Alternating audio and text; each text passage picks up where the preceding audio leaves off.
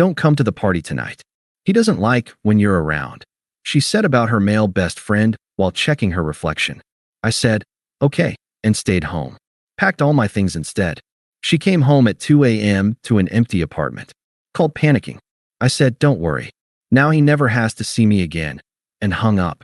Hey viewers, before we move on to the video, please make sure to subscribe to the channel and hit the like button if you want to see more stories like this. Thanks. I've always been a foundation guy. Some people are the fireworks, bright, loud, and gone in a flash, but I'm the guy who makes sure the house doesn't fall down. For 4 years, I was the foundation for Maya. When she wanted to quit her corporate job to find her creative voice in social media marketing, I was the one who covered the rent on our downtown 2-bedroom. When her car broke down, I gave her mine and started taking the bus to my job as a senior systems analyst. I didn't mind. I thought that's what a partnership was. I thought if I built a stable enough world, she'd feel safe enough to thrive in it. But there's a problem with being the foundation. People eventually forget you're there, and then they start complaining that you're too stiff and immobile. That's where Julian came in. Julian was everything I wasn't. He was a lifestyle photographer, which was code for unemployed with a nice camera and a trust fund. He was spontaneous. He wore silk shirts unbuttoned to the navel, and he had a vibe that Maya suddenly found intoxicating. He became her male best friend almost overnight. At first, I tried to be the cool boyfriend. I invited him to dinner. I tried to talk to him about his work. But Julian had this subtle, sharpened way of making me feel like an outsider in my own home. I remember one Tuesday night, a night I had spent 10 hours looking at server migrations. I came home to find them both in the kitchen, drinking a bottle of wine I had been saving for our anniversary. "Oh, Mark, you're home," Maya said, not even looking up from her phone. "Julian was just telling me about this underground gallery opening. We're thinking of going." "On a Tuesday?" I asked, setting my briefcase down. "Don't you have that client meeting tomorrow morning, Maya?" Julian let out a short, airy laugh. He swirled the wine in his glass, my glass, and looked at me with a pitying smile. "See, that's the thing, Mark. You're always thinking about the meeting or the schedule. Maya is an artist. Artists need to follow the energy. You can't put a deadline on inspiration." Maya nodded, looking at him like he had just recited scripture. "He's right, Mark. You're so rigid. Sometimes I feel like I can't even breathe around here because you're always worrying about the logistics of everything."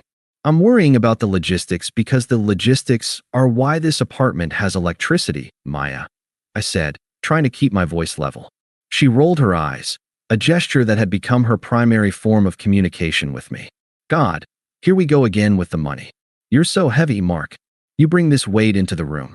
Julian and I were having such a light, beautiful conversation, and the second you walk in, the vibe just dies. "The vibe dies because I'm tired and I'd like to have a glass of the wine I bought," I replied. Julian stood up, patting me on the shoulder with a condescending symmetry. "Take it easy, man. We'll leave you to your spreadsheets. Come on, Maya. Let's go where the energy is better." As the door clicked shut behind them, I sat in the silent kitchen and stared at the empty wine bottle. That was the first time the word heavy was used. It wouldn't be the last. Over the next 3 months, I became a ghost in my own relationship. I was the provider when the bills were due, but I was the drag when it was time for fun.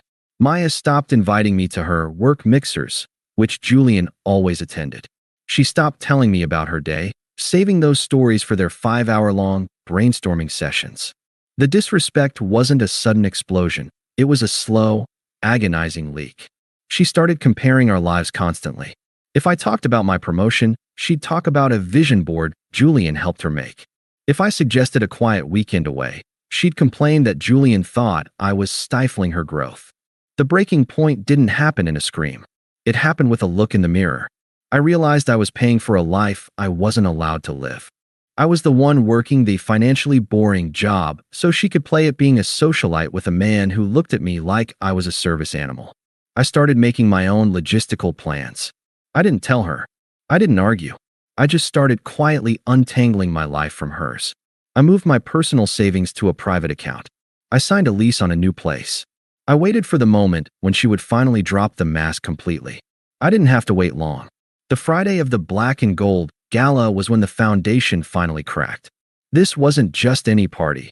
It was the launch of a new creative collective Julian had been consulting for. For weeks, Maya had been obsessing over it. She bought a $300 silk slip dress and a pair of heels that cost more than my monthly car payment, all on our joint credit card. I walked into the bedroom to find her standing in front of the full-length mirror, adjusting the strap of her dress. She looked breathtaking, but when she saw my reflection in the glass, her expression didn't soften. It tightened. "What are you doing, Mark?" she asked, her voice clipped. "Getting ready," I said, loosening my tie. "The gala starts at 8, right?" She stopped what she was doing and turned around. She let out a long, weary sigh. "Mark, about tonight. I think it's better if you stay home." I froze with my hand on the zipper of the suit bag. "Excuse me. Don't come to the party tonight," she said, turning back to the mirror to apply a layer of dark red lipstick. "It's a very specific crowd. Creative directors, influencers, people in the flow. Julian and I talked about it, and he doesn't like when you're around." The air in the room suddenly felt very thin. "Julian doesn't like when I'm around? In a public venue? For a party you're attending as my partner? Don't get all technical on me, Mark. This is exactly what I mean. You're already making it an argument." "Julian says that when you're there, I'm constantly looking over my shoulder, worrying if you're bored. You make the energy so heavy. He says he can't be his true creative self when he has to feel the weight of your corporate judgment." "My corporate judgment?" I repeated, my voice dropping an octave. "You mean the judgment that pays for that dress? The judgment that's currently funding Julian's creative self because he hasn't paid for a single drink in 3 months." She slammed her lipstick down on the vanity. "God, is that all you have? Money? This is why he doesn't want you there. You're a buzzkill, Mark. You're a safety net that started to feel like a cage. Tonight is about my career. And honestly, you aren't part of that flow." I looked at her, really looked at her. The woman I had sacrificed my dreams for was standing there, dressed in my hard work, telling me I was a cage because a trust fund parasite found my presence inconvenient. The old me would have argued. I would have yelled. But I had already signed the lease on the new apartment. I was just waiting for the final push. "Okay," I said. She paused, her hand halfway to her earring. "Wait, what?" I said, "Okay. I won't come." She blinked, looking almost disappointed that I wasn't putting up a fight. "Oh, well, good. It's for the best, Mark. Truly. Why don't you just order a pizza? Do whatever it is you stable guys do. I'll be home late." "I'm sure you will," I said. She grabbed her clutch and walked out. The second that door closed, the weight vanished. I didn't order a pizza. I picked up my phone and sent a one-word text to a number I'd saved a week ago. "Go." 10 minutes later, a white, unmarked van pulled into the loading zone of our building. 2 professionals who specialized in discreet, rapid relocations met me at the service elevator. I had been a systems analyst for a decade. I knew how to move data without leaving a trace. Moving furniture was just a physical version of the same logic. "Everything with a blue sticker stays," I told them. "Everything else goes. I want this place looking like I was never a resident." They worked with clinical efficiency. As they dismantled my desk and packed my books, I walked through the apartment one last time. I felt like a ghost haunting my own life. I cleared out my shaving kit and my expensive cologne. I left her luxury soaps and her 10-step skincare routine untouched. By 11:30 p.m., I was standing in my new apartment across town. It was smaller, but it was high up. The walls were white, the floors were dark hardwood, and through the floor-to-ceiling windows, the city lights looked like a circuit board. It was clean. It was quiet. It was mine. At 2:12 a.m., my phone began to vibrate on the glass coffee table. Maya calling. I let it ring. Then came the texts. "Maya, Mark? Where are you? The lights are off." "Maya, Mark. Where is your dresser? Why is the closet empty?" "Maya, what the hell is going on? My key didn't work on the top lock. Answer your phone." I picked up on the 5th call. "Mark." Her voice was a jagged mess of panic and fury. "Where are you? What did you do? All your stuff is gone. The apartment it's half empty." "It's not a robbery, Maya," I said, my voice calm. "It's a relocation." "Relocation? What are you talking about? I just got home. Julian is downstairs in an Uber. We were going to have an after party here. You can't just leave." "Where are you?" "I'm in my new life," I said. "I realized you were right tonight. I was a cage. I was a weight. So I did the only logical thing a systems analyst would do. I removed the redundant variable." You're being insane, she screamed. You can't just end a 4-year relationship because I told you not to come to one party. Come back right now and bring your stuff back. We can talk about this in the morning. There's nothing to talk about, Maya. You told me Julian doesn't like when I'm around. You told me I ruined the vibe. So, I'm giving you exactly what you asked for. I'm removing the heavy judgment from your world. Mark, please, she said, her voice dropping into that manipulative, breathy tone. Julian is right here. He thinks this is hilarious, but I'm actually scared. I don't have the rent for next month without you. You know that. I looked out at the city lights. I didn't feel a flicker of guilt. Tell Julian to find his creative flow and use it to pay the landlord, I said. Since he's the one who doesn't like me being around, I decided to make it permanent. You're a monster, she spat. You're doing this to punish me. No, Maya. I'm doing this to preserve me, I replied. Don't worry. Now he never has to see me again. I hung up and blocked her. The first month of my new life was defined by silence. But while my world had grown quiet, Maya's was becoming a cacophony. The logistics she so despised were finally catching up to her. Our rent was $4,000 a month. Maya's creative consulting brought in maybe $1,500.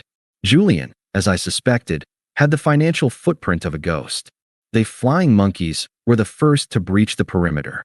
2 weeks later, I received a call from her mother, Linda.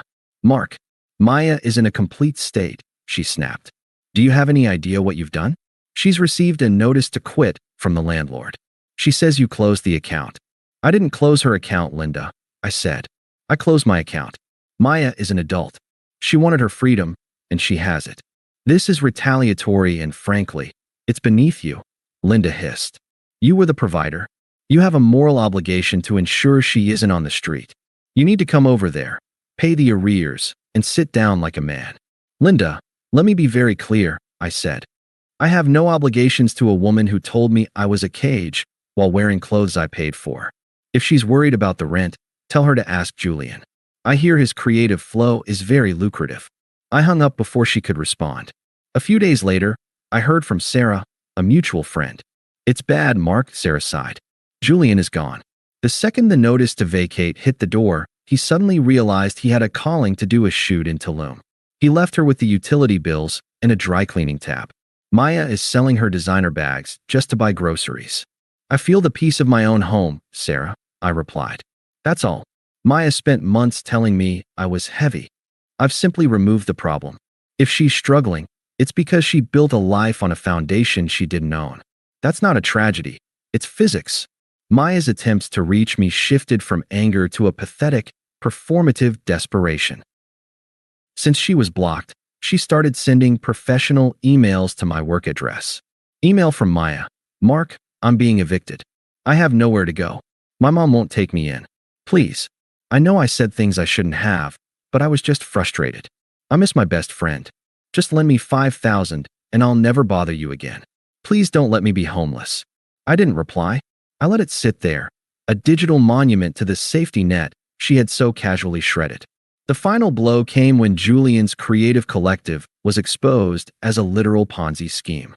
He hadn't been a consultant. He'd been a scout for a fraud ring. Her reputation in the marketing world was incinerated overnight. 8 months later, the world looked very different. I had been promoted to Director of Systems Architecture. I was standing in the VIP lounge of the city's most prestigious tech gala to receive an Innovator of the Year award. I was finishing a conversation with a venture capitalist when I saw a woman standing near the service entrance. She was wearing a dress that looked familiar, the same silk slip dress she'd worn the night she told me not to come to the party. But it didn't fit right anymore. She looked diminished.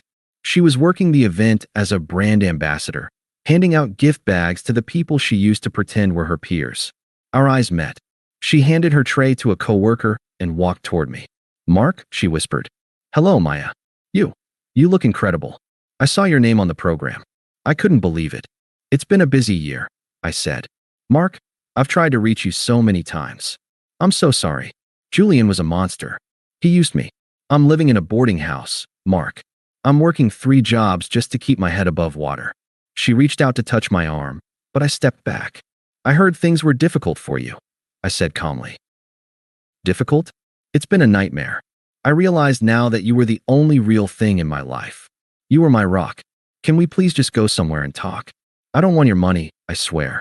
I just want to hear your voice. You are hearing my voice, Maya. And what it's telling you is that there is nothing left to discuss. How can you be so cold? She sobbed. For years. Does that mean nothing to you now? It meant everything to me then. I said, my voice clear and steady. But you made a very specific choice. You told me that my presence was heavy. You told me that I was a cage. I simply respected your opinion. I stepped out of the way so you could have the life you wanted. But I was wrong, she wailed. Being wrong doesn't undo the damage, I replied. You didn't just make a mistake, Maya. You spent months systematically devaluing the person who cared for you most. You lost me because you showed me exactly who you are when you think you don't need me anymore. She looked at me, her face contorting into that old mask of entitlement. So what? You're just going to stand there in your fancy suit and watch me drown? You're going to be that guy. I'm not watching you drown, Maya. I said, checking my watch. I'm not watching you at all. I haven't thought about you in months. This encounter? This is the first time I've spent more than 10 seconds considering your existence since I changed my locks. I hate you, she hissed. You're a robot. Maybe, I said with a small smile. But the robot is happy. The robot is successful. And the robot is finally free of the vibe you brought into my life. I looked past her to the stage. I have to go, Maya. They're calling my name. I'd wish you luck, but I think you've already had all the luck you're ever going to get. You just traded it all for a vibe. I walked away. I didn't look back to see her standing there in her wrinkled dress. I walked up onto that stage, the lights blinding and warm, and I took my award. As I looked out at the crowd, I realized the most satisfying part of the night wasn't the trophy in my hand. It was the fact that when I looked at the spot where Maya had been standing, she was already gone. And for the first time in my life, the silence was perfect. Thanks for watching. Make sure to subscribe to the channel and hit the like button. What do you think about this story? Share it in the comments.